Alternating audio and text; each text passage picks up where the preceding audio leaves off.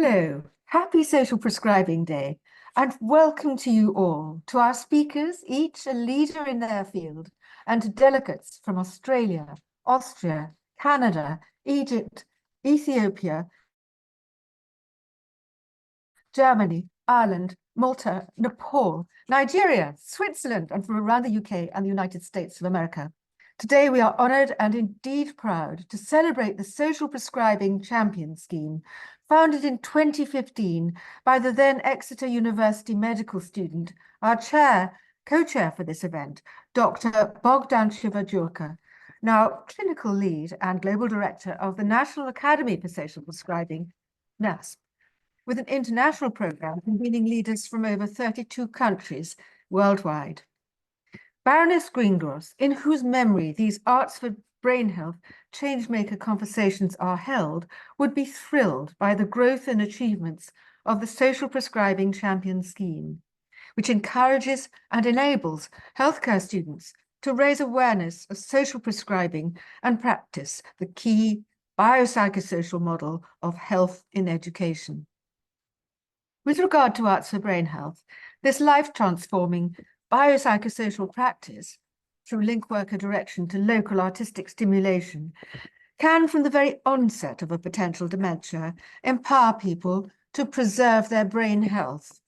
For example, an Arts for Dementia drama participant diagnosed with vascular dementia following a stroke found that after a year of weekly art and drama, her reading ability and short-term memory had so improved that her diagnosis was revised to stroke damage. Of course, few people have their diagnosis reversed, but it does show the impact of active arts on prescription in enabling people to live better for longer with dementia. So we are hugely grateful to Bogdan and his co-chair, Hamaad for gathering together a cracking team of speakers. To open, Bogdan and Hamaad will explain the Social Prescribing Champion scheme and launch the 7 Years On report. There will be 3 panels of experts chaired by Hamaad. The first with Charlotte Osborne-Ford, the Chief Executive of NASP, and Nicola Gitsum, who is Head of Healthcare Inequalities, Improvements and Personalisation at NHS England. Then the UK Social Prescribing Student Champions, Kirsty Goodchild, the Evidence Lead, Nabil Khan, Global Lead, and Alexandra Tan, the Social Media Lead.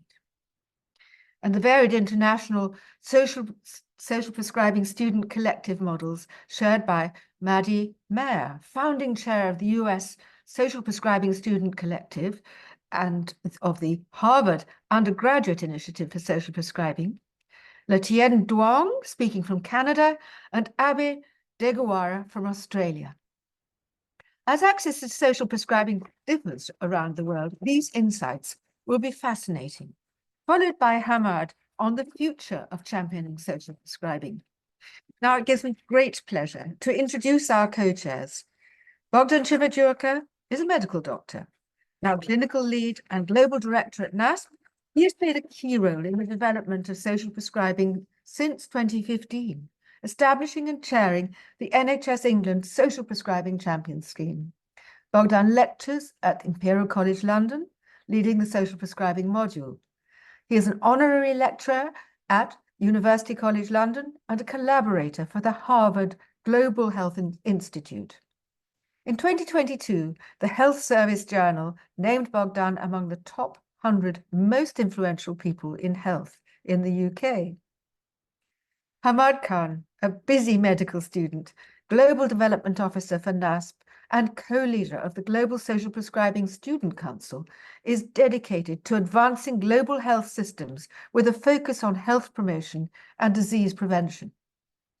He has a neuroscience degree from King's College London and MSc in Global Health and Development from University College London.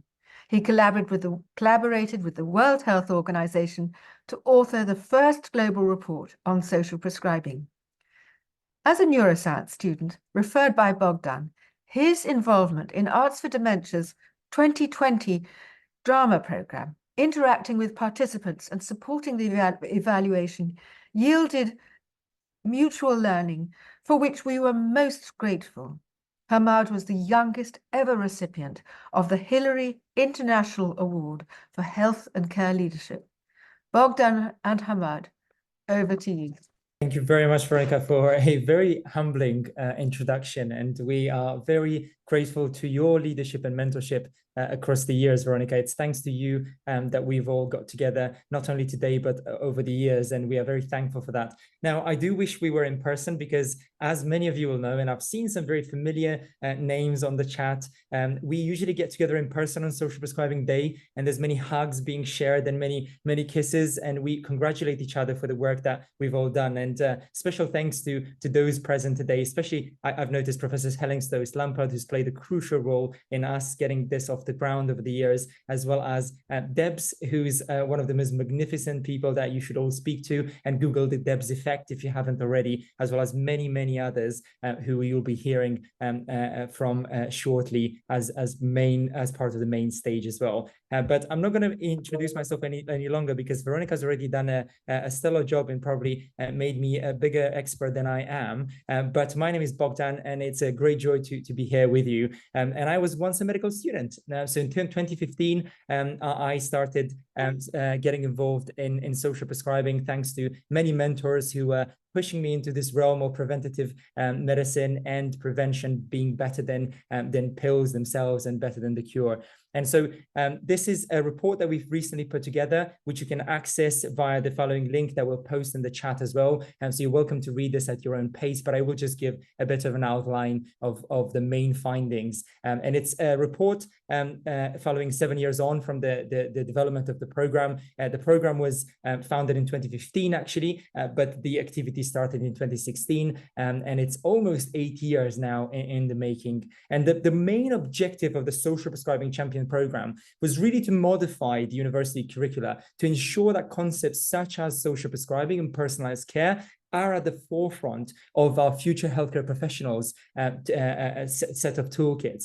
And we wanted to make sure that it takes as much priority as suturing does and all of the other concepts that medical students get taught.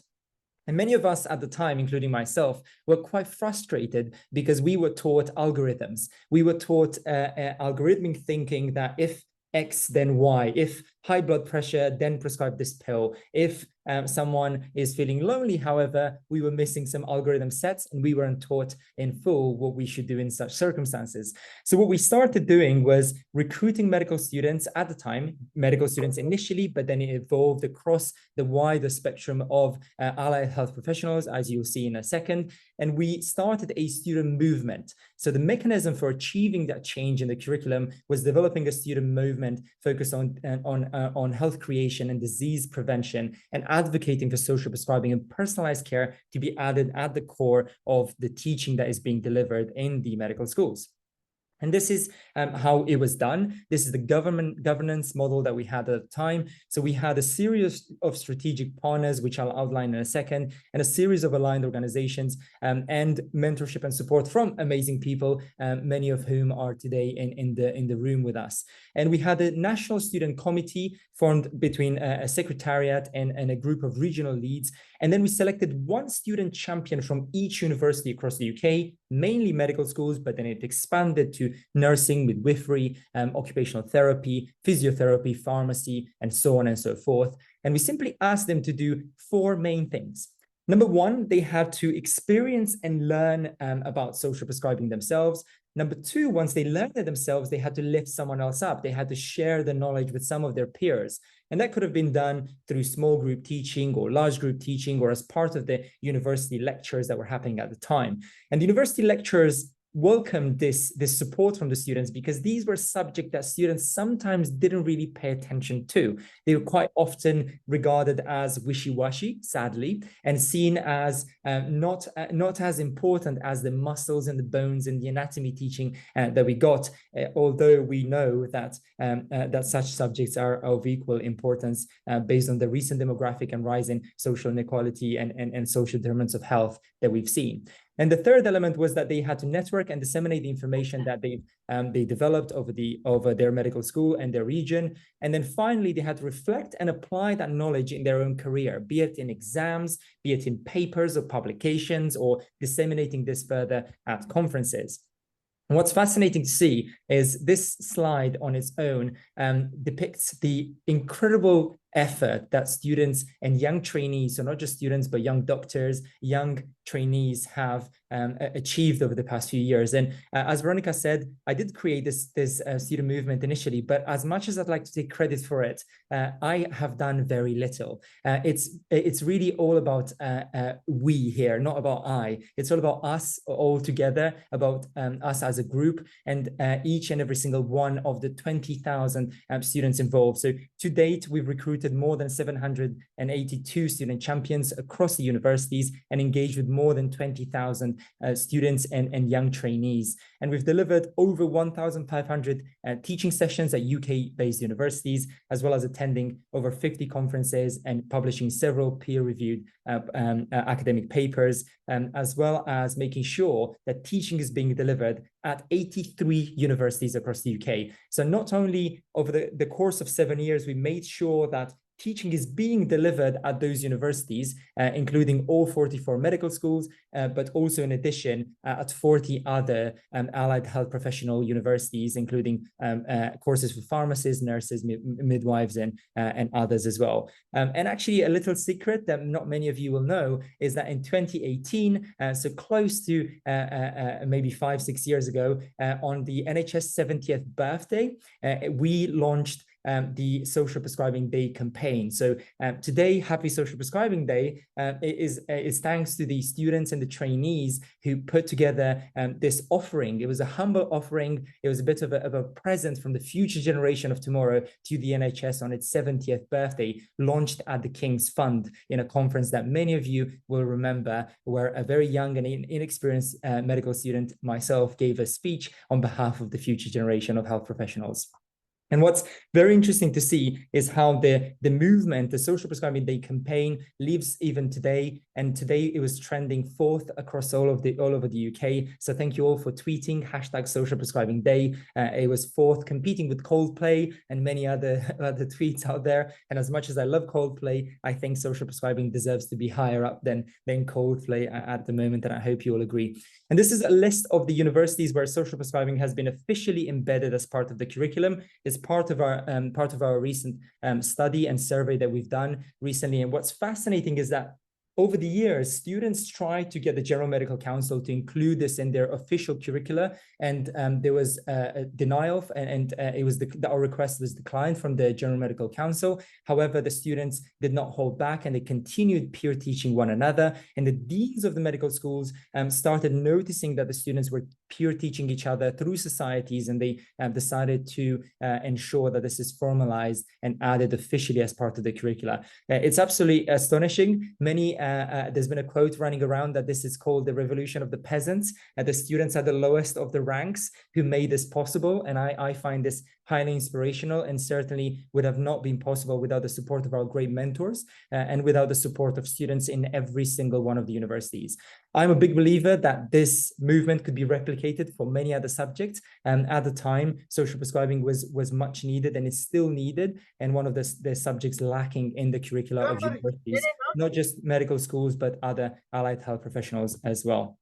And in terms of what the students got out of it, this is very interesting. When we did the survey across all of the champions that we have, what was very interesting is seeing what they got out of it. And this is what they said, largely after thematic analysis. They all said that they love being part of a student-led movement. They created their fortune. They created, they left a bit of an imprint and the thumbprint into the healthcare system, and they successfully shaped the future of tomorrow.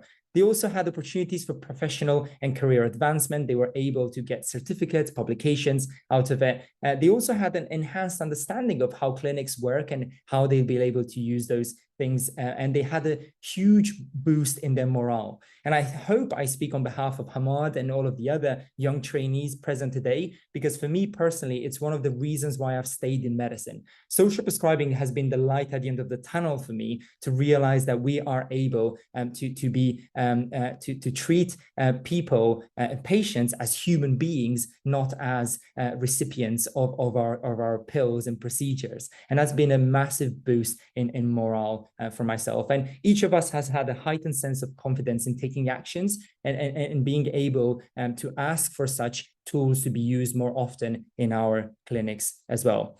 And I will pause here as I'm about to finish, because I really want you to read some of the quotes. Although you'll be hearing from some of the people in here, I'd really love for you to read some of those, particularly the one on the right-hand side from Leah, I think, who's now a doctor. So these are yesterday's students from 2015, yesterday's students, today's healthcare professionals. And many of them have been with the scheme since their first year of medical school. The scheme has got them through the medical school process. They are now doctors or occupational therapists or physiotherapists, and their quotes are absolutely astonishing. And I urge you all to maybe screenshot some of those and put them on Twitter and hashtag Social Prescribing Day for others to see, because it's incredible to see how it truly portrays why they've done this and how it has allowed them to use those skills into their day-to-day job.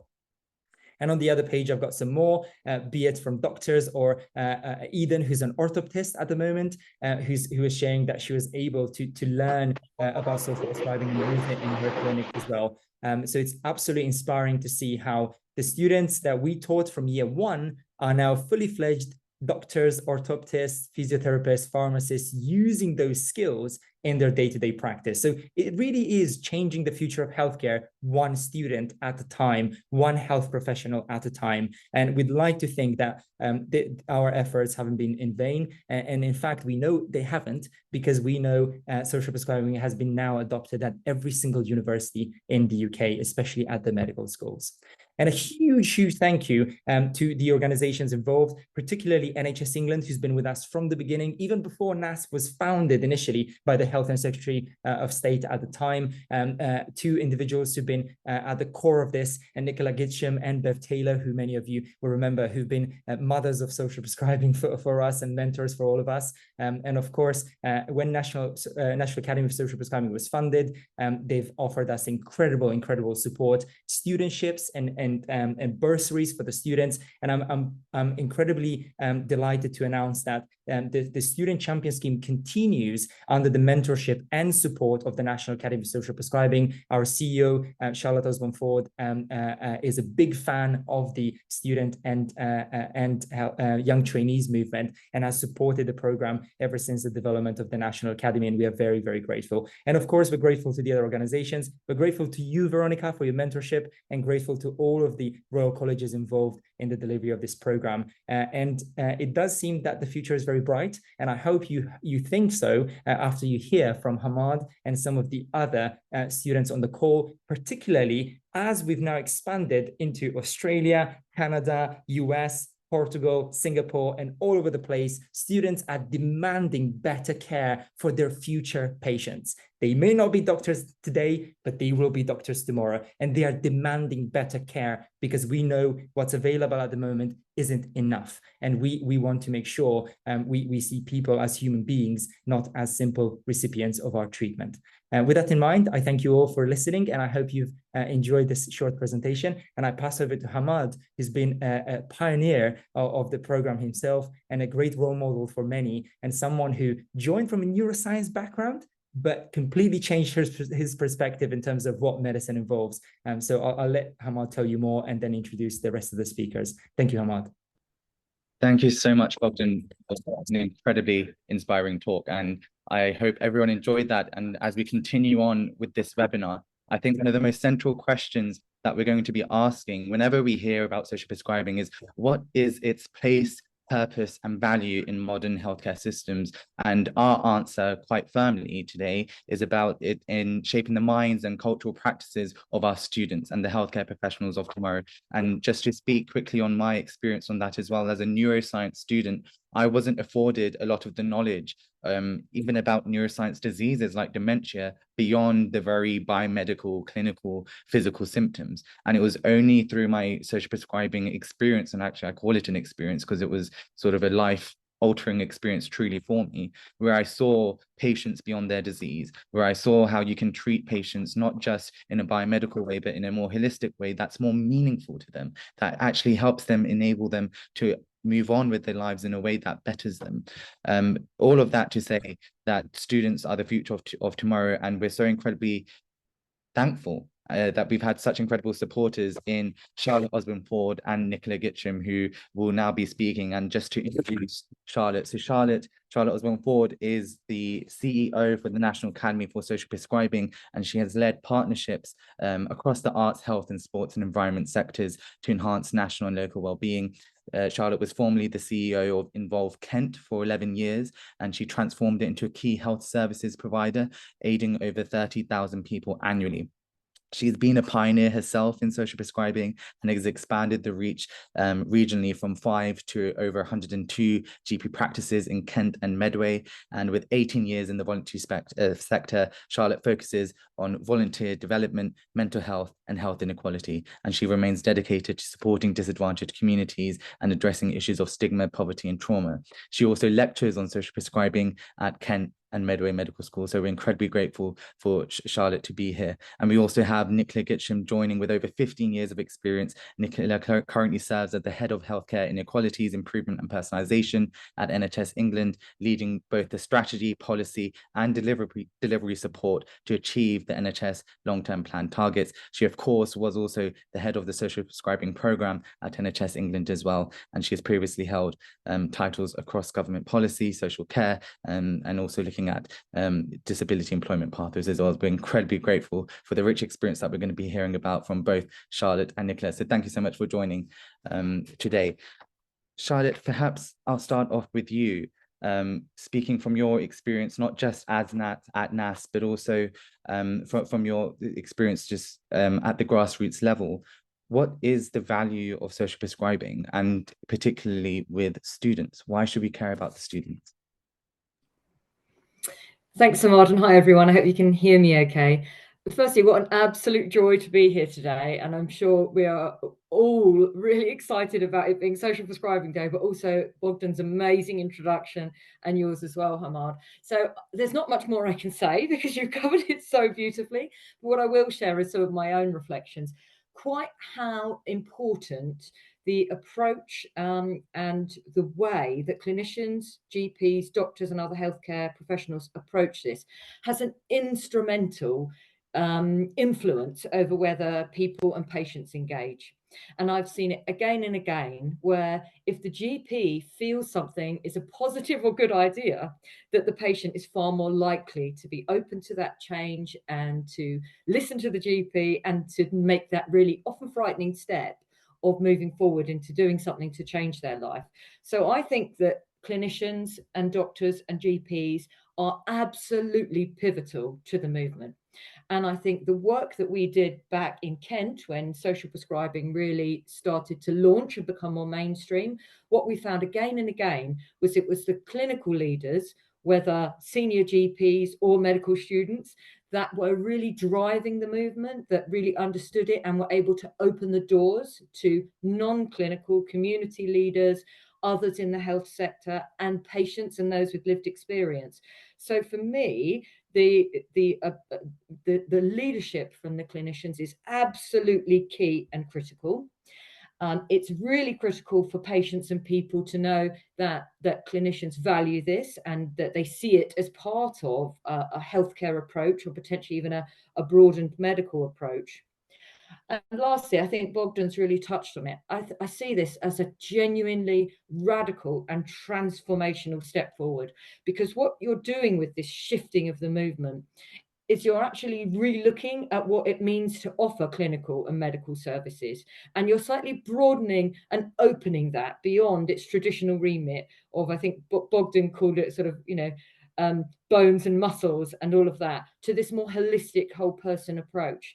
And through this mechanism and terminology of social prescribing, but actually all that brings in terms of asking what matters to the person, what's important in their lives, and looking at all of the things that keep us well, it's genuinely transforming the whole medical approach. And I think that's why it's really caught the imagination of people both in the medical sector and some of the people that have been leading medicine for years and some very senior doctors, but also new people coming into medicine, as you described, really giving them hope. And talking to some of the medical students that I've lectured, that's really been the approach, is it really sets off a light bulb and it can give them hope. So thank you. Brilliant. Thank you so much, Charlotte. And just bringing in Nicola. Nicola, you've of course been such an incredible supporter from the very beginning and actually helped support move quite a lot of not just the policy, but even helped mobilizing quite a lot of the support for social prescribing in England as well. So your reflections, your thoughts, why should we involve students, and not just when we say students and medical students, but also perhaps also from the allied health profession more widely, and also perhaps just reflections on how you've seen social prescribing grow. Fantastic. Thank you. It's a happy Social Prescribing Day. It's a massive privilege to get to speak to you all at the start of your career. And it's been really fantastic to be able to support the growth of this movement. And Bogdan, with your leadership, getting it all started in the early days, really, really fantastic. And I'm also really excited to see this broadening out across professions and including AHP, allied health professionals, and other professions across the world. And the reason I think that's really important is to create any change, we all have to have a common understanding of what the problem is we're trying to solve and what good could look like. And then we can move together. No one profession can ever do that. And of course, we can't do it at all unless we listen properly to the experiences of people with lived experience who tell us how to develop that. So really important that we get that multidisciplinary, multi-agency approach and work with people with lived experience. I think it's been a really exciting time since 2019. Obviously, social prescribing was around before then. You know, lots of voluntary sector organisations were practicing social prescribing already. But 2019, of course, that's when the NHS committed to rolling out social prescribing across all primary care networks in England. And we've now got over 98% of those primary care networks with social prescribing services. And that's resulted in over 3,600 additional link workers and over 2.6 million people being referred to social prescribing. And the reason why we brought it in was a couple of reasons. One, it's important for people's health. If we don't start with what matters to you, and if we don't use activities that we know are sometimes better than medicine or really good alongside medicine, like the arts, like exercise, like nature, then we're not delivering a holistic approach. We're not managing to support real people. You know, we're all part of biopsychosocial makeup. So it's really, really important. But I think the other reason why it's just so important is that the majority, when I listen to link workers, the majority of their referrals are to support people to address those wider determinants of health. So, you know, housing, poor education, cost of living crisis, so fuel poverty, utilities poverty, digital exclusion, loneliness, social isolation. They're the sort of big issues that people come through for with social prescribing. And so they track completely to health inequalities. And I've just come out of a session with Sir Michael Marmot. I don't know if you've come across Sir Michael Marmot with the health gap, and really excellent spelling out the causes of health inequalities.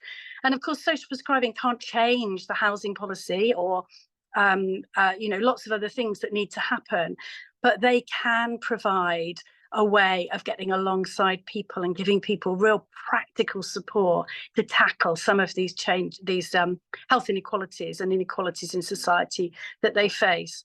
So I think it's critical for all health and care systems, not just in primary care, throughout the whole thing, to understand the sorts of wider determinants that are affecting people's health and to have a way of connecting them to the right support.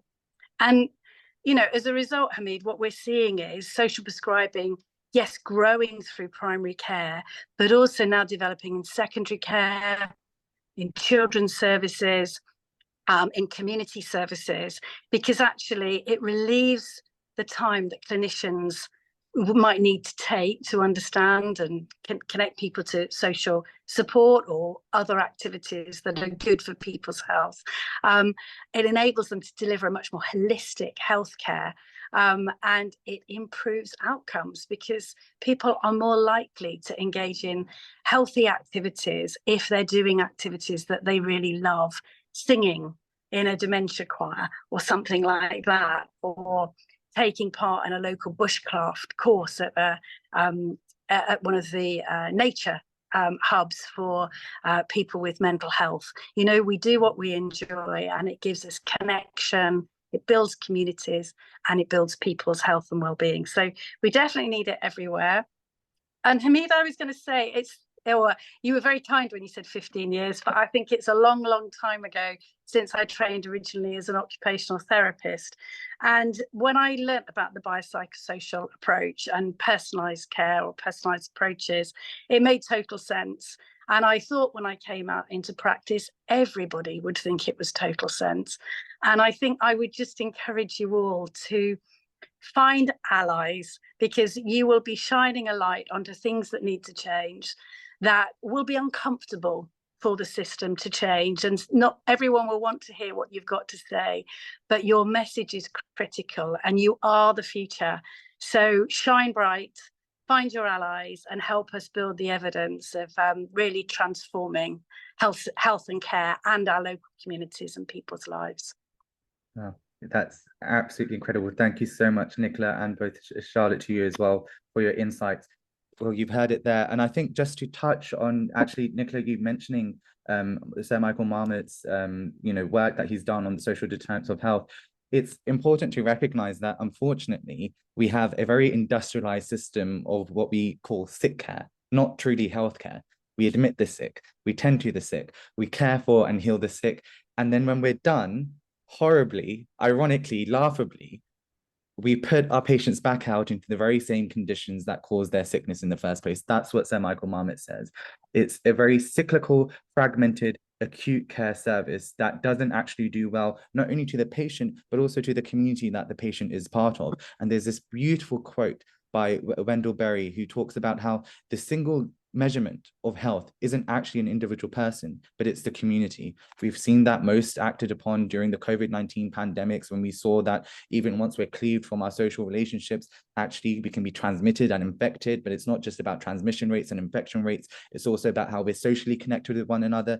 That also affects our mental health as well. So it's about how we are bounded with one another and the communities that we live in as well. We recognize that we've lived far too much in a very insular way. It's had very, I guess, chronic effects on our health and health conditions as well. We recognize that now. And social prescribing touches on the pulse point of all of that, and tells us to recognize the issues and actually have an active intervention for that. So thank you so much, Nicola and Charlotte, for your reflections on that. We're so grateful for your thoughts and for you being here today and for your support more widely as well. So thank you so much again.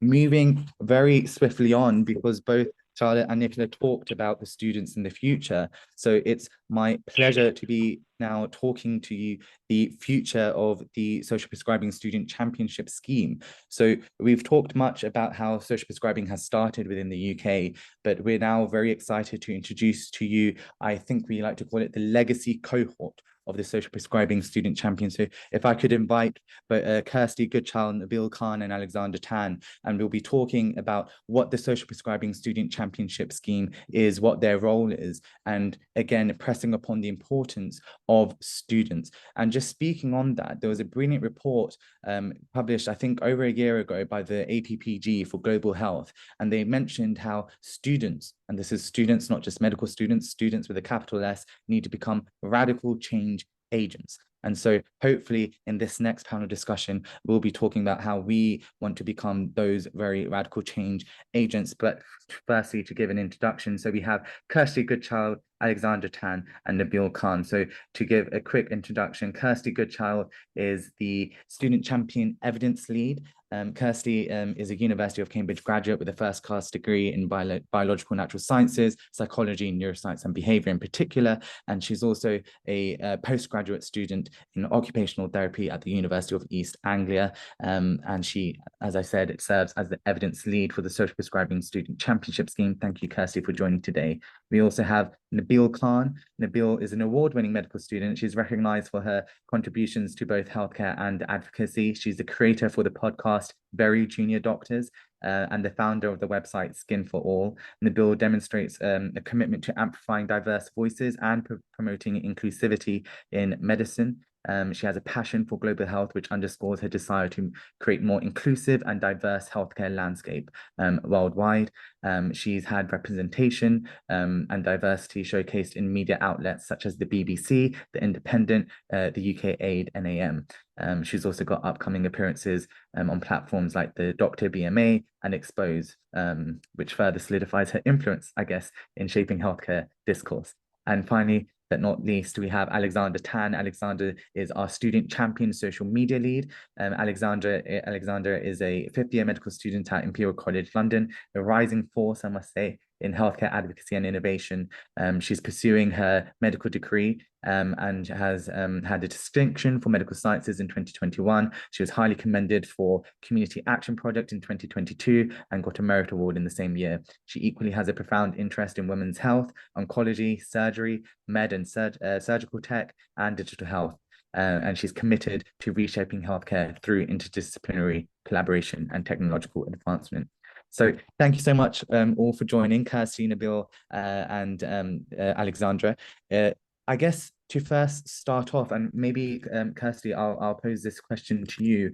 What is your role as a social prescribing student champion, particularly also as an evidence lead, and why is it important? We're talking about radical change agents and the need to have social prescribing. So what is your role? Why is it important?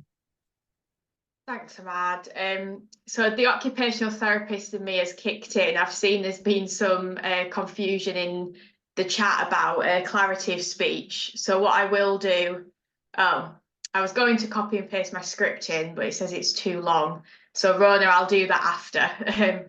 But yeah, for now, my name is Kirsty and I've been involved with the Champion Scheme for the last 2 years.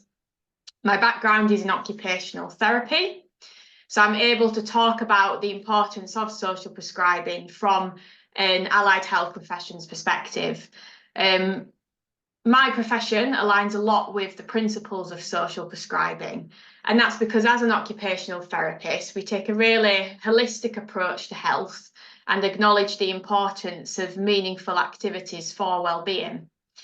However, the demands of our work can sometimes mean it is difficult for us to explore community options for patients to facilitate their access to meaningful activities, which is why social prescribing is so important, because it provides us that service that we can use to help us get patients to those activities that we know are so important. However, more than that, we need to make sure that the health professionals themselves are aware of what social prescribing is and how it can help them as professionals and how it can help their patients. And where better to start than that than the next generation. So as part of my role previously, which was as one of the allied health professions coordinators for the previous Champion Scheme, I worked in an evaluation of social prescribing of the Social Prescribing Student Champion Scheme from an allied health professions perspective. And this evaluation study revealed how useful students had found peer learning of social prescribing for their understanding and awareness of social prescribing, and also for their confidence practicing social prescribing in their future career. And the beneficial insight that that research brought inspired me to continue evidencing best practice for social prescribing learning. And that's why I have taken on the role of evidence lead this year. And I hope that the work that I will do as part of this will continue to help raise the profile of social prescribing so that we can help the next generation of professionals and patients to access those fantastic resources that social prescribing brings. Thanks so much, Kirsty. And Kirsty, also just to say, and sorry if you spoke of this, I had to cut out for a bit. You've actually been part of the Social Prescribing Student Championship scheme previously as well.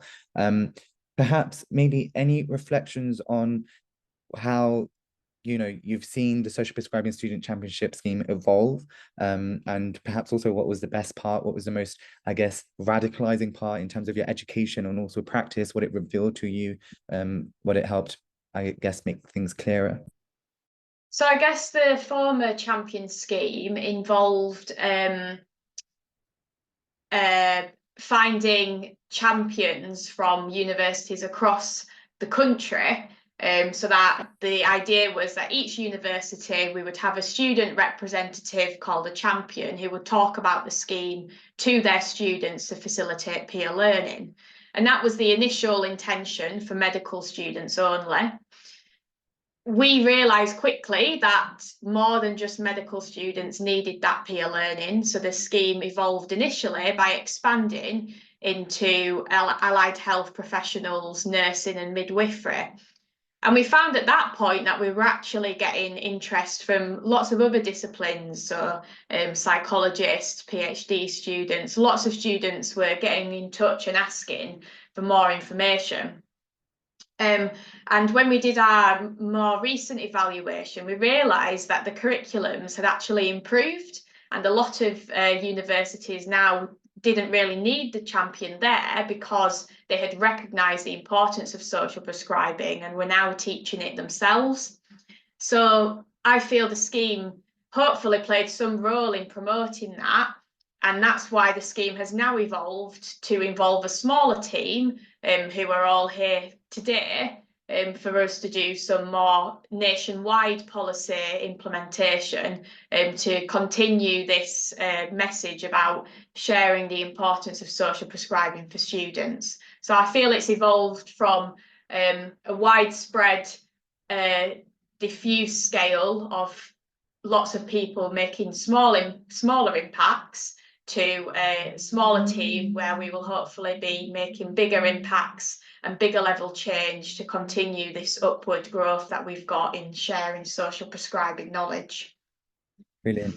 Thank you so much, Kirsty. And just to say, actually, we started, I think there was the paper that was actually written by Dr. Bogdan and a few others on the call with the statistic that over 93% of healthcare students didn't know what social prescribing was as its terminology, and that language was so very foreign to the minds of the young healthcare students. This was back in 2016. And to say that now we have incorporated and implanted social prescribing teaching, it's not just social prescribing teaching, it's a more holistic way of valuing our patients. Just shows the importance and power, I guess, of students and grassroots movements. But thank you so much, Kirsty, for that. And moving on, I guess, Nabil, to talk to you about your role. You are the global lead. That's quite a hefty title, I think, to give to anyone.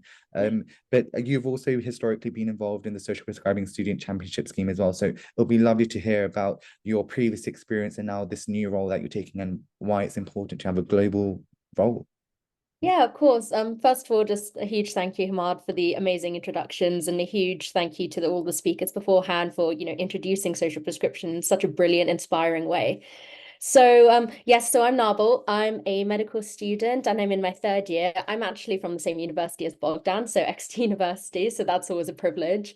And yes, as you said, Hamaad, I'm the Student Champion Global Lead. So as you said, it is quite a hefty title, being the global lead, but I take it more as, like an amazing opportunity to actually collaborate with international students, international professionals as well. And it's been said that social prescriptions should have a universal language in order for us to collaborate effectively and, promote the practices of social prescription in different spaces. So I'm really excited to be a part of that. For me, I actually joined social prescription in my first year of university because it was an opportunity that came about where I thought to myself, medicine is brilliant. Medicine, provides so much information and so much knowledge about the human body. Let's start thinking about human life instead, and thinking about the things outside of the science, outside of the clinical practice. Let's start thinking holistically. And I think it's so important that students from very early in their academic careers get involved in projects like this and opportunities like this, because it primes them to think holistically as they continue in their academic career and then subsequently their professional career.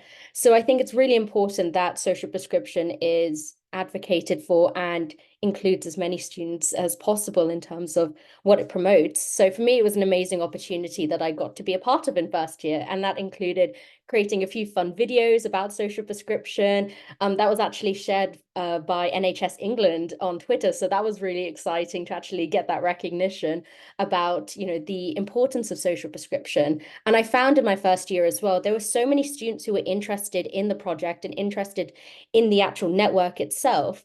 They thought about social prescription. They didn't have a formal name for it though. So it is something that people are thinking about, and especially students are thinking about, because social prescription applies to all of us, really. It's about human life. We all have different all have different lifestyles.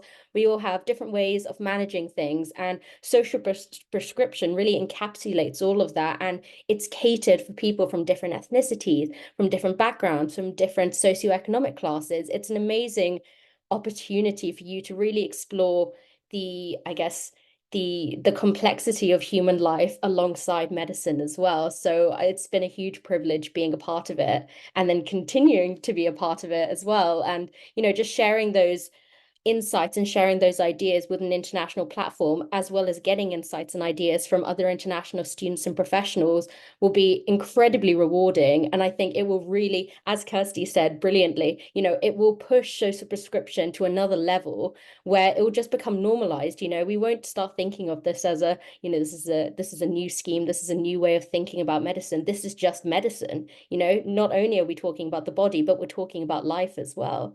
So yeah, I guess that's all I have to really say about social prescription. No, quite brilliant. And I'm so glad you mentioned the concept of life, because I was actually thinking about this for quite a while. The very first medical experience that I had in my clinical career was with a patient. And actually my first patient was a cadaver. It was a dead human body. And I remember how the anatomist said quite solemnly, "You're about to meet your first patient." And all of us students were so very excited. And then we stood and leaned over this very dead body, and we were focusing our clinical gaze on the anatomy. And for the next months and months and months and weeks, and every week or so, we would pinch and cloak deeper anatomy and pull out the membranes, and we would sort of abstract ourselves from what we were really looking at and what the patient actually meant. And I realized that this is how we are as medical students, and also as healthcare students. Unfortunately, we're primed and prepped to have a very biomedical Thank you.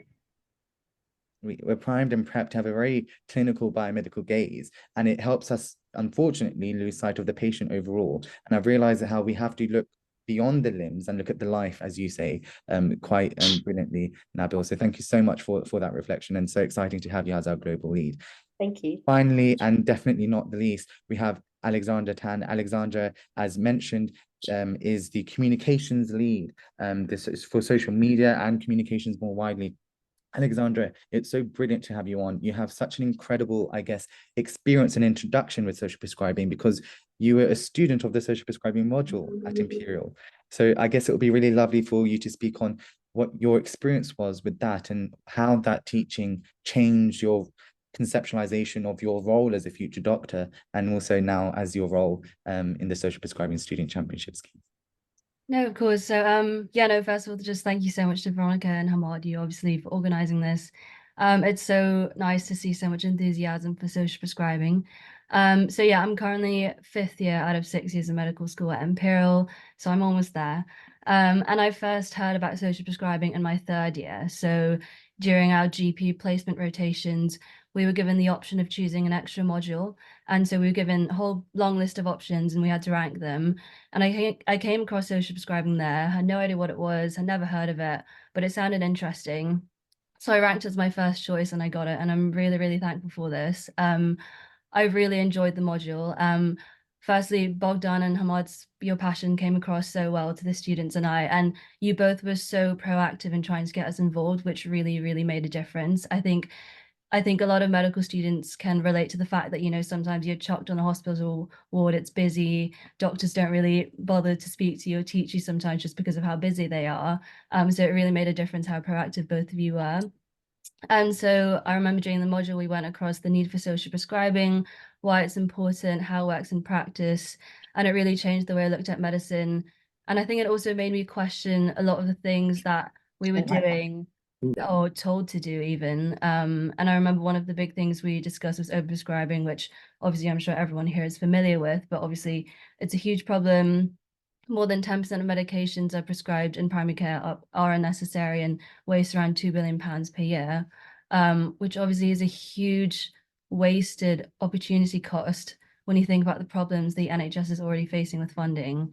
And I think I saw evidence of this a lot in primary care. So in my GP placements, doctors had such a low threshold for prescribing antidepressants.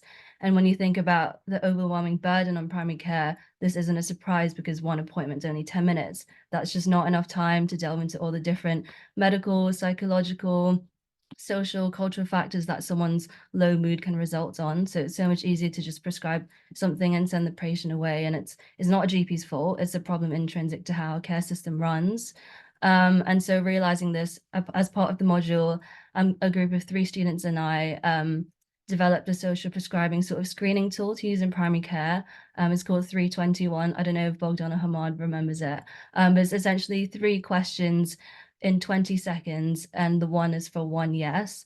And the point of it was to give GPs three quick questions to ask, and those questions were: do you live alone? Have you experienced low mood in the past 2 months? And are you unhappy with the level of social activity you currently have?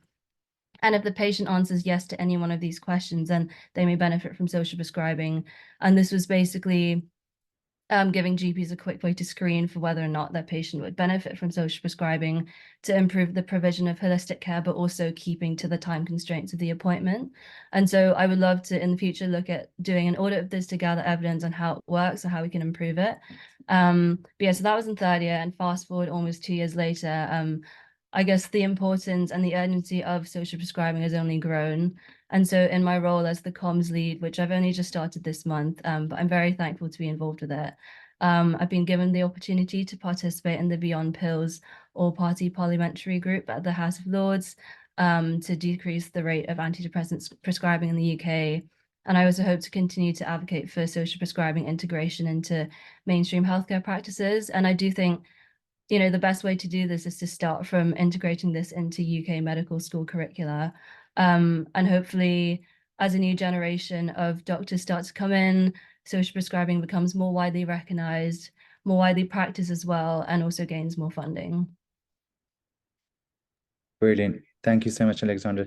So there you have it. That is the UK-based Social Prescribing Student Championship scheme, and we're so incredible that we have Nabil, Kirsty, and Alexandra as part of this, like I say, legacy cohort to establish the hard-gained successes that we've got across the healthcare curricula in the UK, but also for moving forward and looking beyond and wider horizons still.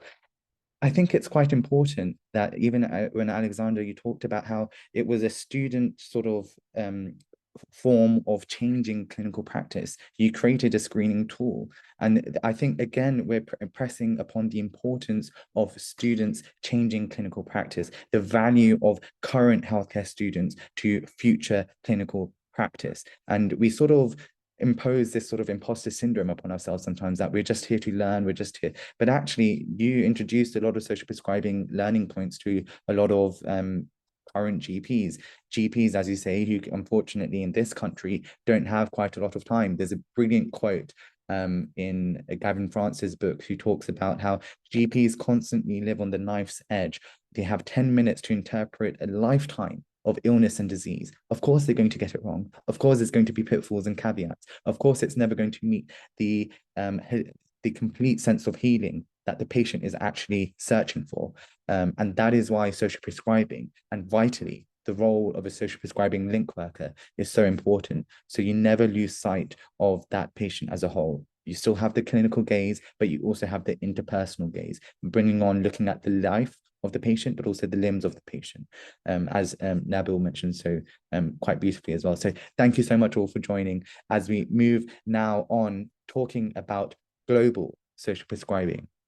It's been a pleasure and the best part of my job at NASP to be looking at how social prescribing has diffused across different healthcare systems, but most importantly, across campuses around the world. And I'm so incredibly delighted to be joined now talking about international social prescribing student championship schemes with Maddie Mayer from the USA and Letian Duong from Canada, and also Abby de Guerra from Australia. I invite you all to please come on and put on your cameras. The international social prescribing sort of efforts is so incredible, but I think it's also more vital to talk about the differences in the way in which different countries have picked up how they're advocating for social prescribing towards the future generation of healthcare students. And perhaps maybe I'll start off backwards from initially planned, and Abby, I'll go to you because you're joining us from down under right in Australia, and I think it's 3 a.m. or some unghastly hour. Please do update us, and thank you so much for joining again. Oh, I was gonna say good morning, but I guess it's good evening for you guys. It's 4 a.m. So my voice might sound a little rusty, but I guess I'll have an accent, so that's fine. So my name's Abby. I'm a fourth year medical student based in a regional university here in Australia. So I'm the co-lead for the AMSA SPSC. So we're a branch of the Australian Medical Students Association. So we represent over 18,000 medical students around Australia. And we're just an interest group from that. So in terms of members that we actually have, we don't really have specific members for our committee. We more just represent all of Australian medical students as a whole. So we were founded in 2021 after a policy was written under AMSA, and everyone was so passionate that had written the policy that they wanted to create this group, and we were supported to do that, which is really exciting.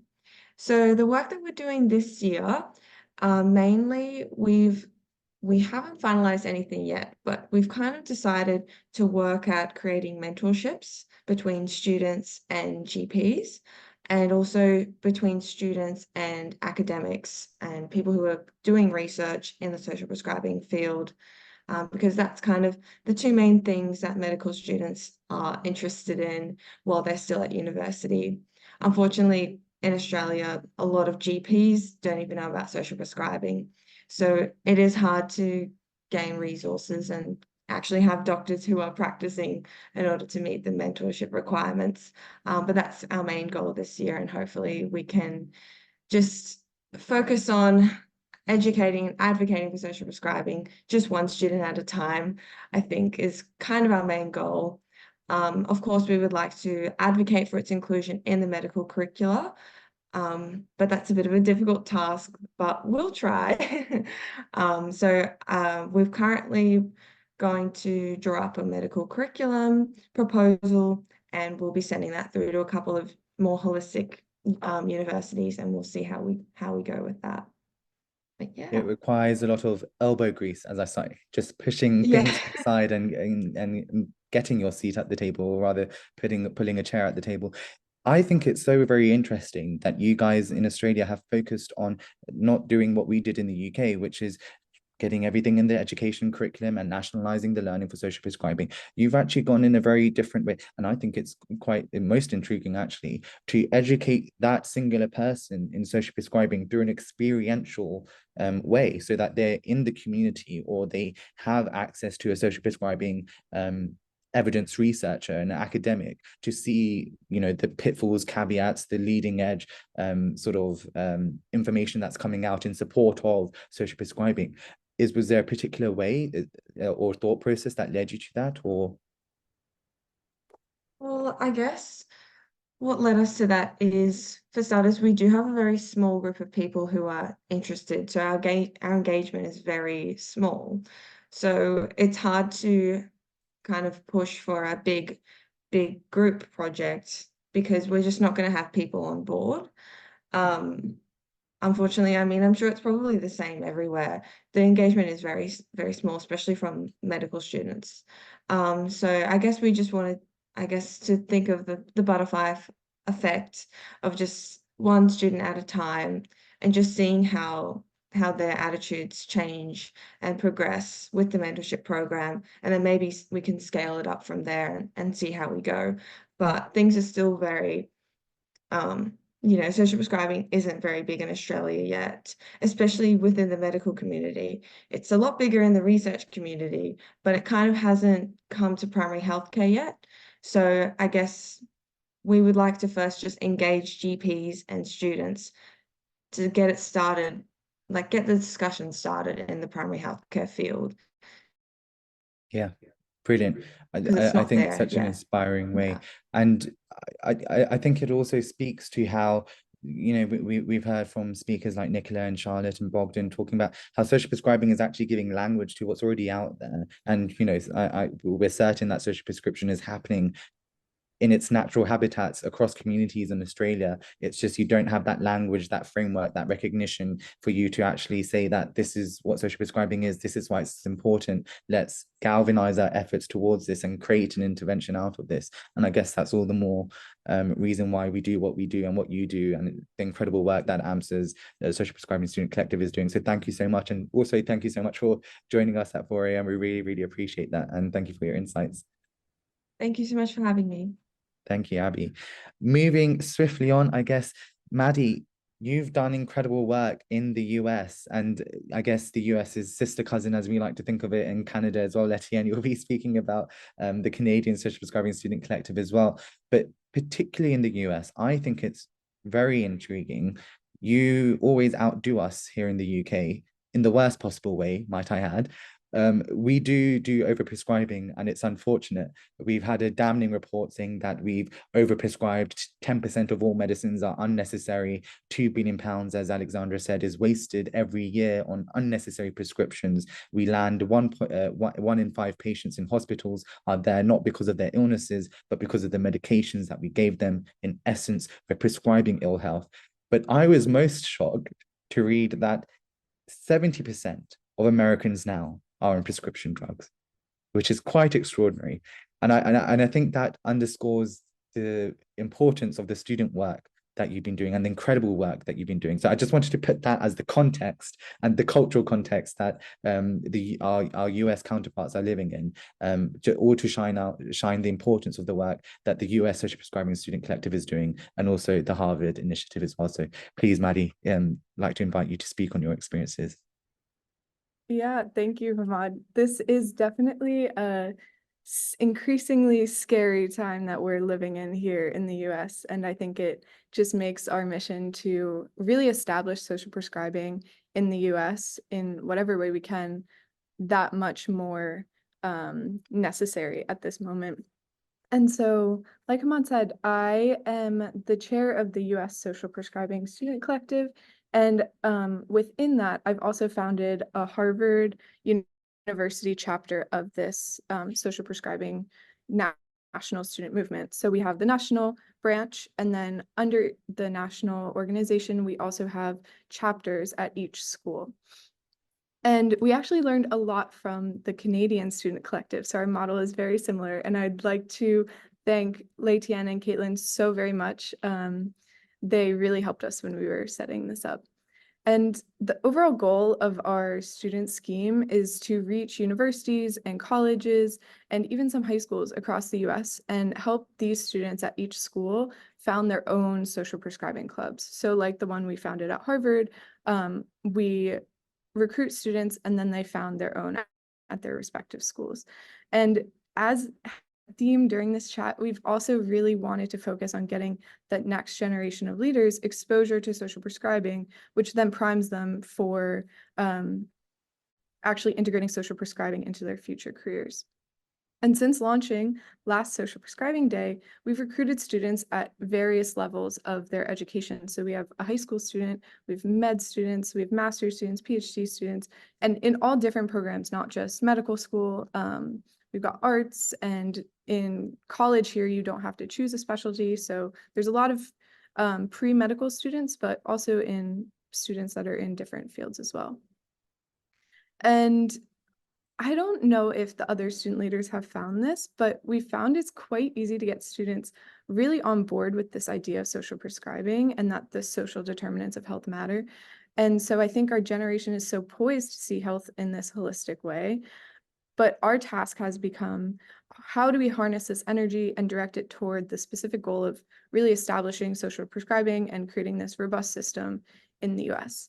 And because we have so many different students involved, each of the clubs have their own goals, their own ambitions, which is really dependent on the goals and ambitions of the people running the club. And so that's been really interesting to see what different people's goals are. So we have med students that really want to integrate it into the curriculum. We have students at BC that they really wanted to do hiking trips with people in their club and socially prescribed students. And so it's been really interesting seeing the various ways that you can accomplish the same goal. So that's been really, really rewarding and fun to see what people come up with. I was just going to say, even from our research with the WHO report looking at social prescribing in the US, one of the issues nationally is that, of course, you have a insurance-based system, a sort of financial barrier, and that's been nationally one of the barriers for implementing social prescribing more widely. But I think that also portrays the value, purpose, and importance of the students' work, because you're leading social prescribing at the grassroots level, or you're incorporating and embedding yourselves into social prescribing initiatives that other national leaders are struggling to establish. So it's quite extraordinary to see how the position of a student is removing all of these barriers into just engaging with social prescribing or making these connections as well. I was just also wanted to speak, have you had any challenges so far in your journey as a student leader in the US in the social prescribing space? I think just what you mentioned, that the US, we're coming from a place where we have to establish social prescribing in this grassroots way. And the students are so powerful. We are really in a powerful position. But it is difficult to reach out to all these different students and manage all of their different objectives as a larger organization. So I think we're still trying to work through how best to do that. So that's definitely been our main challenge so far, but it's still really rewarding and wonderful, and people are doing really great work. Yeah, we're all very grateful for the work that you're doing and leading in the US in the student space as well. So thank you so much, Maddie. And I guess speaking to Letienne and about the Canadian Social Prescribing Student Collective, you've been in this space for quite a while as well, and perhaps you've seen, well, you were the co-founders in the initial sort of movement of the Social Prescribing Student Collective in Canada. But what has your experience been? How has this Social Prescribing Student Collective formed in Canada, and what have your insights been overall leading in that space? Yeah, thank you so much for having me. It's so exciting to hear about the growth of social prescribing across the world. And so the Canadian Social Prescribing Student Collective actually started almost 2 years ago, which blows my mind, in 2022. And we were initially just, social prescribing in Canada is very different, very much grassroots, where there's just sporadic little practices emerging all across the country. And we initially started with 3 students, and I think this is where it really explains a lot about how we've grown. 3 students, none of them were medical students, but all of them were passionate about social prescribing. So there was myself, who I'm a PhD candidate in health policy, my colleague Caitlin, who is a PhD candidate in health quality, and Nilu, who has since moved from the role, but she was influential, and she was a master's in science student studying population health. And so when we first met, it was amazing for us because we were all working in our little individual pockets, surrounded by people who didn't know what social prescribing was. And so it was so amazing and so rewarding to be able to talk to people who share the same passion as us. And so we started the collective initially based off of the model in the UK. I believe around that time there was the report that was released.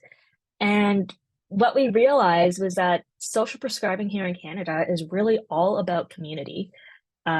Whatever community you're in, whether it's a local community, the student community, the different pockets of disciplines, everybody has a community, and that's everything that we're trying to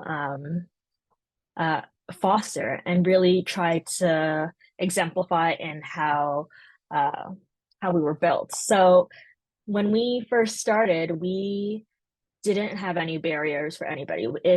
Well, I guess the only one was that you'd be post-secondary. But we had students from all over disciplines, different levels of education. So we have quite a few undergrad students. We have master's students, we have PhD students, we have medical students, and they're from all over the place. And it's been amazing learning from all these different perspectives. And I think that's one of the things that I'm most grateful for in this opportunity, to talk to students across the country and learn about what they know. And we can also talk about social prescribing and how it's and how it fits into their work. So, for example, we have quite a few public health students. We have an arts therapist who has always shared insightful comments with us about how arts can be so impactful for health. We have social workers, we have people who are very passionate about this work that may be in fields that some may not have considered. I believe we might have some business students. Regardless, we have people who are passionate about social prescribing. And I think that just goes to show how important social prescribing is here in Canada. And so since 2022, we have over 300 students who have joined our movement. We have quite a few university chapters. I think I'll have to double check the numbers on that, but we have quite a few university students. Canada is a really big country. And being able to navigate that has been particularly challenging. But we have 5 working groups who work on a national level. So we have a policy working group that creates policy briefs for us. We have a research working group which has done amazing work. I believe they recently published a protocol for a scoping review that they're going to do.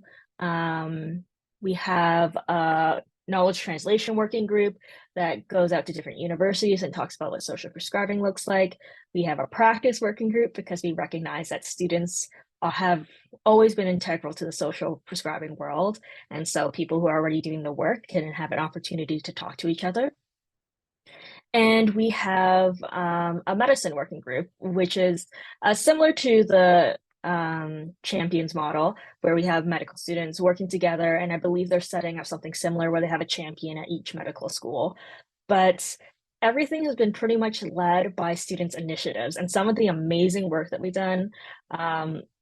I have to give all the credit to our students because we are completely volunteer run. We have no funding. All of these students are full-time students, and they have done absolutely phenomenal work.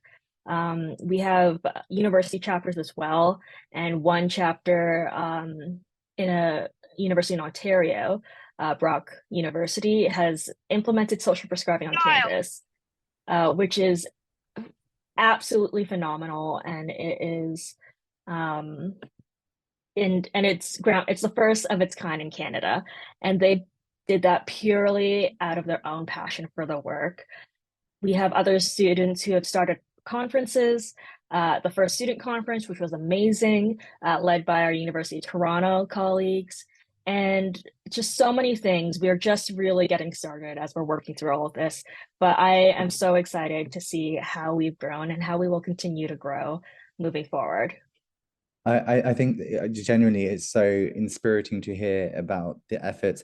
Just I want to press on that point further. You yourself, Letienne, said that you're so impressed by the student involvement.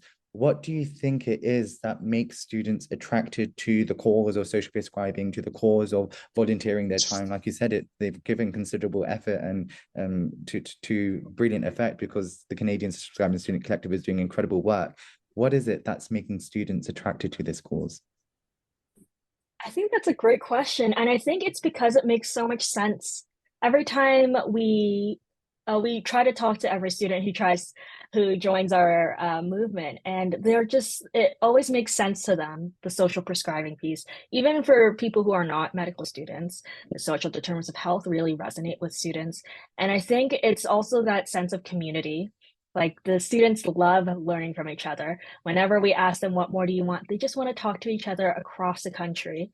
And so we have layers and layers. So we have that national community. We help fostering community on campuses as well to, again, help them help each other. Like, a lot of the students are really passionate about making their campuses better for their colleagues and peers. And so I think they're all envisioning a future where we're more connected and we're working together more. And I think that's what's really driving them. And honestly, it's amazing to see. Brilliant. Thank you so much, Letienne, for that. And I think what I'll end on this panel about the International Social Prescribing Student Championship Scheme isn't just as you know, we've heard about how social prescribing is happening from the students and grassroots level. It's how we're sharing our knowledge of these models and of these practices. So US learned from Canada learned from the UK, Australia has been learning from everyone. And we are in what I think I call the embryonic stages of the international sort of movement for social prescribing. But it's so empowering to see students take on the challenge of becoming the future leaders of tomorrow, becoming the radical change agents of the necessary change that is needed in our modern healthcare systems. So congratulations and a huge thank you to all of our student leaders for all of their work that they do continuously. It's all in the service of not just the patients, but also improving our health service, improving the well-being for all as well. And it's a truly important social justice cause that I'm forever proud of being a part of, and grateful for this international community as well. I would now just like to invite, if any of the speakers and panelists are still around, I know it was quite a long webinar, just to, if you do have time, just to open up your cameras, perhaps unmute, and for speaking, if any of the guest audiences rather has any questions, if they can present it to the chat, or if you can unmute yourself, I'd be most happy for that as well. So we have a question, and I think, well, I guess Ruth, you've also put your hand up as well, so I'll go to you first, and I'll have a look at the chat as well. Sorry, I think you're muted, Ruth. Yeah. Should I talk? Okay, thank you very much. Sorry, I could only enter a little bit later. I'm very happy to be here and to listen what you're doing. I think in Austria, I'm from Austria and Vienna. I think Austria is very far away from social prescribing. I think we are on the start, and I'm very happy to be able to learn from you. And yeah, so, and I also think it's great to have something like a network like this to learn from each other. And yeah, great. Thank you. Thank you so much, Ruth. And I'm professor at the University of Applied Arts in Vienna, and I engaged in I'm very engaged in arts and dementia. And Veronica was our expert supervisor in the project, which has now finished. And yeah, and I'm engaged in this topic, but I'm also working with people with multiple impairments. And yeah, and we will present this at the ELIA conference in Litauen. I don't know if somebody of you is going there from the European Leagues of the Institutes of the Arts. So we are engaged there, and I'm a multimodal art therapist. And yeah, so far I can say. Yeah, it's so incredible to hear from you, Ruth, and for bringing your perspective in Austria. We have such incredible developments in Austria as well. I think the question that you're posing is almost similar to the question that we have from Miron in Ethiopia, which is so incredible to hear, Miron, that we have you. And he talks, they talk about how social prescribing could be established. And maybe some of our student leaders can speak on that. Kirsty, I know you've also had some historical experience in the student championship scheme as well. Maddie, you've led the US movement, and equally Letienne as well. So I don't know if any one of you want to take on what do you think is perhaps the most golden nugget for establishing a movement like social prescribing from the ground up? I'm happy to give some thoughts based on my elective placement. I do think networking is quite a big part of this. So for my occupational therapy elective, I was in Gibraltar, which is a British overseas territory at the bottom of Spain.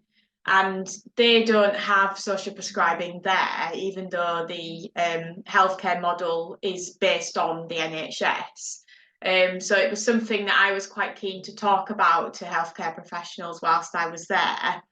I shared how it works in the UK in a presentation in the hospital. That was really positively received. And I was invited to a conference that was happening in the country about learning disability support, and I presented the same speech there, and a member from the government who was involved in healthcare was present, and he passed on his email address, and we've been in contact to try and get social prescribing as more of a formal service in place in the country. So the way I started to initiate that, I suppose, was through being passionate, sharing case study examples of how it works in similar countries. If you're thinking about Ethiopia specifically, it might be worth looking at if social prescribing is active in any other African countries and using those as case studies, and maybe just educating from a hospital level or healthcare level, and trying to spread that message further. It was much easier in Gibraltar because it's very, very small territory. But yeah, that would be my advice. Brilliant. Thank you, Kirsty. And maybe Maddie or Letienne, if you have any thoughts from your experience, how to establish a movement like social prescribing. Yeah, I think one of the things, because social prescribing is still not very widespread in Canada, one of the things that we really embrace is that come as you are kind of philosophy. If you don't know a lot about social prescribing, please join our group or just chat with us, because all of our members are super passionate about the cause. They may not be social prescribing experts yet, but in their own, I will argue in their own way that they are. So it's really a learning experience for us. I will also say that networking is important. We work very closely with the Canadian Institute for Social Prescribing, which is the Canadian version of NASP, I imagine. And so whenever there are opportunities that come to us, we share it with all of our members. I'm a strong believer in learning by doing. So even if someone doesn't know about social prescribing, if someone asks us to do a presentation, I will invite all of our members to see who's interested. And then through learning and developing a presentation, for example, you'll definitely learn more about social prescribing. So I think embracing that this is a learning journey for everybody is something that's really important. Brilliant. Thank you so much, Etienne. And perhaps, Maddie, any US insights and perspectives on how you established that movement and how someone else in your shoes and your position could perhaps establish a social prescribing movement? I think, as Etienne said, we relied super heavily on the founder of Social Prescribing USA, Dan Morse, and we really utilized his connections, especially for the Harvard chapter. We actually set up almost mini internships for students to get exposed to social prescribing. So we used that network of people to draw from. And these are people that are not necessarily doing what they would necessarily call social prescribing.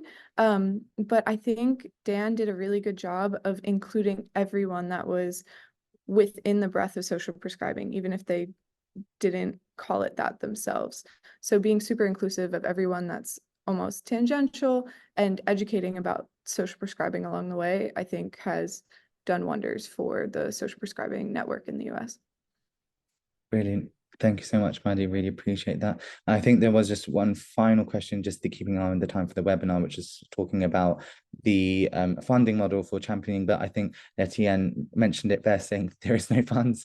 We're running on the muscular energy of volunteer and volunteerism, and how incredible it is. Even here in the UK Student Social Prescribing Championship scheme, though there are some studentships, there are some, but there are far more students that are actually being involved in the scheme, and how incredible it is that we're attracting the future generation of healthcare workers. And I would like to perhaps end on this before handing over to Veronica, and just end on the message of hope. Even as a future healthcare worker, there's much to be said about our future home and our future occupation, the health service, and how it's underfunded and overwhelmed. And it's stuck in this poly crisis.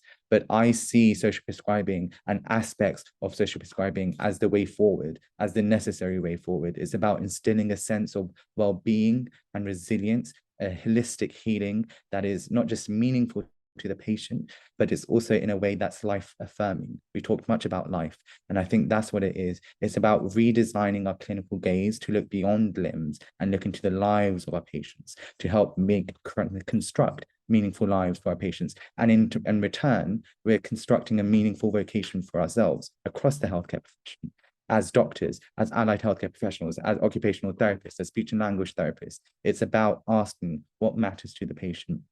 And I think, as I said, it's so inspiriting to see the social prescribing student champions across the world, here in the UK, but also in the US, Canada, Australia, and we know also beyond as well. I just want to say thank you on behalf of everyone for your interest as well, for joining this webinar. And it's just incredible to be celebrating this and talking about this poignantly on Social Prescribing Day.